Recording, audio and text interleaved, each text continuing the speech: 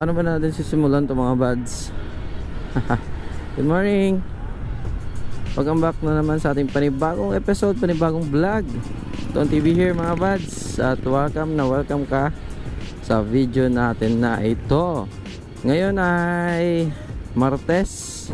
At yung mga buds, hanap muna tayo ng mapagbilhan natin ng CVT cleaner. Kasi nga linis tayo ng ating panggilid o yung ating CVT mga buds. Nasa almost 6,000 na kasi yung kanyang mileage. So yun, magpapalinis lang tayo dun sa Honda Do Exam sa may C. Lacerna Street dito sa Kalibo, Aklan. So yun mga buds, kung bago ko pa lang at napadaan sa aking YouTube channel at di ka pa nakapag-subscribe, ay pakihit yung subscribe at yung bell button at pakiselect po yung all para lagi kang ma-notify sa mga bago nating upload na video na kagaya nito. At kung napanood mo naman ito sa aking Facebook page, ayun ay kung i-upload natin doon.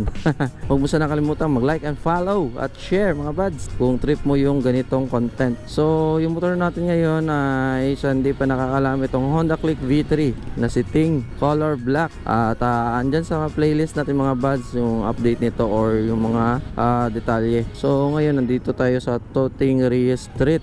At ayun ang mga buds, hanap lang tayo ng CVT cleaner. So try natin dito tawid mga buds. Try CVT. Yes, Saimat Andika. So ayun mga buds, nakabili na tayo ng CVT cleaner dito sa Saimat Vehicle and Motor Parts. Ngayon ay pabalik na tayo doon sa Do Exam. So yung binili natin na CVT cleaner ay yung Kobe, baka naman. So hindi ito sponsored mga buddy ano. Hindi ito sponsored mga buds.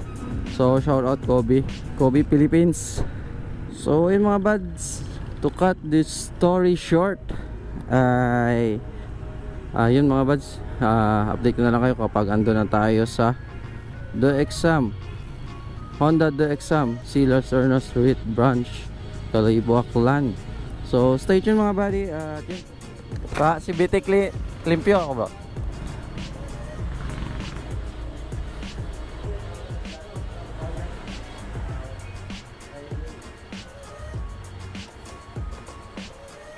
Kanyo gabayad ng boss? Kanyo gabayad? Sige. Tayo na nga mga buddy, nandito na tayo sa Honda Do Exam, C. Lacerna Street, Kalibo, Aklan Branch. At ayun, binabaklas na ni Kuya or bagong lahat ay inangat niya muna itong motor natin. At yun ay binaklas niya nga yung ating panggilid na cover or yung kanyang CVT cover mga buds. At yun, kaunti lang yung dumi. Ang gamit nga pala natin ngayon mga buds na CVT cleaner ay yung Kobe. So yan, subukan lang natin at first time natin tong gamitin mga buds. Bukod sa tire sealer nila or tire sealant na ginagamit natin dito sa ating mga tubeless tires ay trusted ko na siya mga buds. At yun, depende na rin din yun sa taste nyo or kung ano yung brand na gusto nyo. Yun mga buds, tinanggal na nga yung kanyang cover. At yun, wala pa tayong masyadong alam pagdating sa kanyang mga parts sa panggilid. So yun, aralin natin yan mga buds. At wala akong planong maging mekaniko niyan or ako magtanggal or i-DIY natin. So wala akong plano diyan mga buds. Tayo kung ako mismo makasira, di ba? So doon tayo sa kanilang mga mechanic ni Honda or yung mga authorized na mechanic mga buds. So yan, ewan ko kung meron tayong planong magpalit niyan ng pulley set. So yan, hindi ko pa alam. So dito muna tayo since goods naman para sa akin yung taklang, di ba? Para less tayo sa problema mga buds. So hindi ko naman sinasabi kapag nagpalit ka ng pulley set ay marami kang poproblemahin. So yun, depende na rin din yun sa paggamit natin mga buds at sa pag-maintenance. Yun na nga mga buds, stay tuned. At yun, sana ay patapusin niyo yung video. At shoutout nga pala sa mga solid kong mga subscribers at followers dyan na walang sawang sumusuporta sa akin. So peace mga buds, stay tuned.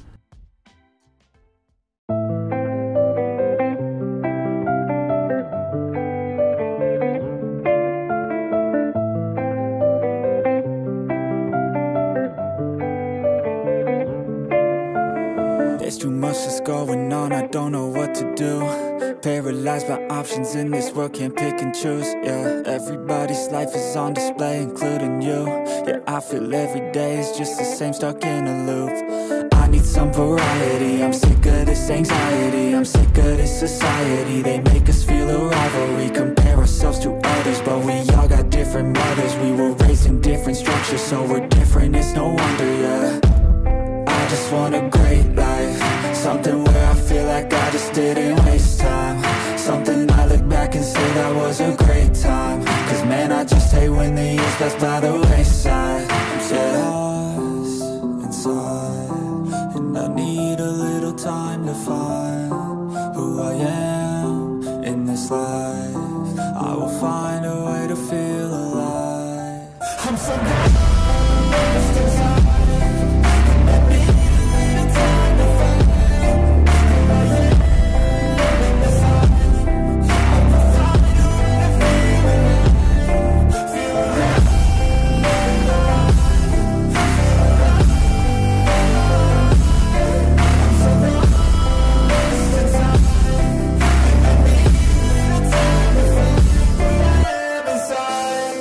You better watch out now, I figured something out, what this whole life's about, yeah. It's not the goal, it's the journey, wasted emotion is worry. I'll stop being in a hurry, and I'll just enjoy what I'm doing, keep pushing forward and moving, appreciate the improvement, yeah. I was so stuck on a goal, was losing sight of my soul. Need to enjoy getting old and be so present. I don't know if there's a heaven, but I know I wanna get in. And sometimes I feel a presence, energy in a direction, so I follow intuition. It took me to a musician, now I'm on a different mission, to help others with afflictions. Now I'm not lost inside, I finally have seemed to find who I am in this life, and I found a way to feel alive. I'm not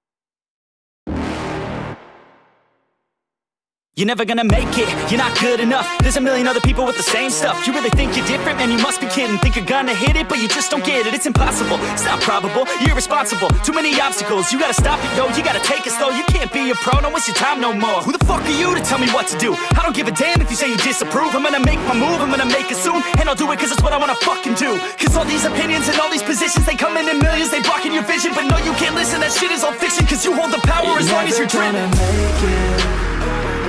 There's no way that you make it, and maybe you can fake it, but you're never gonna make it.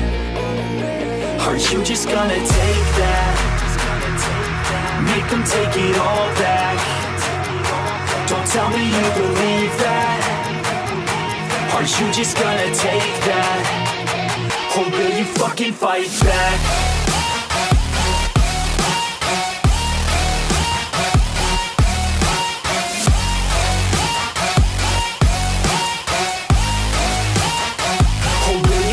Fight back.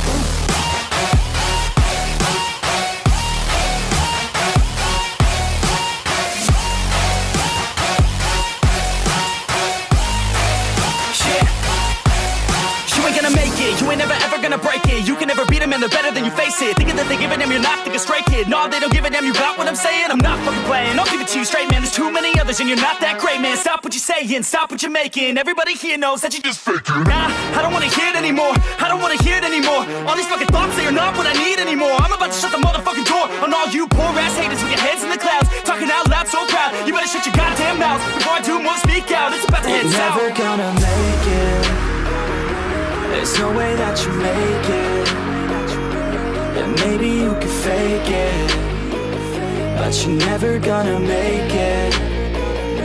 Aren't you just gonna take that? Make them take it all back. Don't tell me you believe that. Aren't you just gonna take that? Or will you fucking fight back?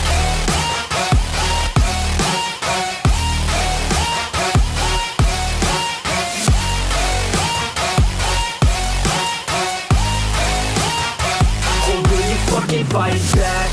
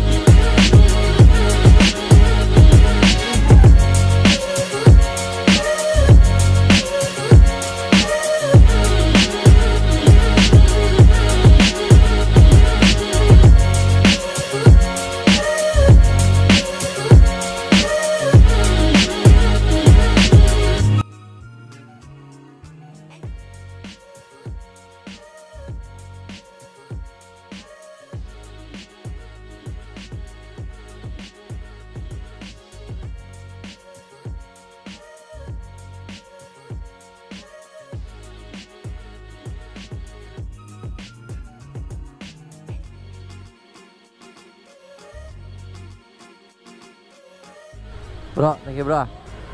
Yeah. So ayun mga buddy, kakatapos lang natin dito, or kakatapos lang natin magpalinis ng ating CVT or yung panggilid natin. So shout out ulit Kobe Philippines at sa Honda Philippines Sam, sila Serna Street Branch, Kalibo, Aklan. So ano nga ba yung pinag-iba after natin na magpalinis ng panggilid? So medyo mas kumapit, ewan ko anong mga parts doon, like siguro yung mga clutch lining, yung mga bola doon. Sorry guys, hindi ko kasi kabisado yung mga parts pagdating dito sa automatic. So ayan, ramdam ko yung kanyang pagkapit, ramdam ko mga buds. So ewan ko lang kung ibabakbak natin kung okay nga ba siya. Pero syempre hindi naman natin ibabakbak yan ngayon. At yun, so update ko na lang kayo mga buddy mamaya. So yun mga buds, meron tayong angka si Mrs. At merong pinagbago mga buds dito sa motor natin. Ramdam ko yung kapit, alam mo yun, yung basta makapit siya, bukod sa makapit na gulong, stock tire na medyo flat sa likod, under. At yun na nga mga buds, konting piga mo lang ay parang brand new yung motor natin ulit. At merong konting natanggal na dumi. Napaka-effective ng Kobe CVT cleaner. So yan, recommended ko siya mga buds. Ewan ko sa inyo kung anong trip nyo about dyan. So ang importante naman kasi mga buds ay malinisan or ma-maintain natin yung ating mga motor. At yun mga buds, kaya ko lininis, although nasa 5,918 pa lang siya. Kasi nga kung saan na tayo napupunta, so baka makalimutan na natin kaka-enjoy ng ride, baka makalimutan ng i-maintain yung panggilid at yun, medyo meron ang konti kasing dragging akong nararamdaman. So nalulus yung power ng motor at syempre yung fuel efficiency niya. Kaya yun mga bad,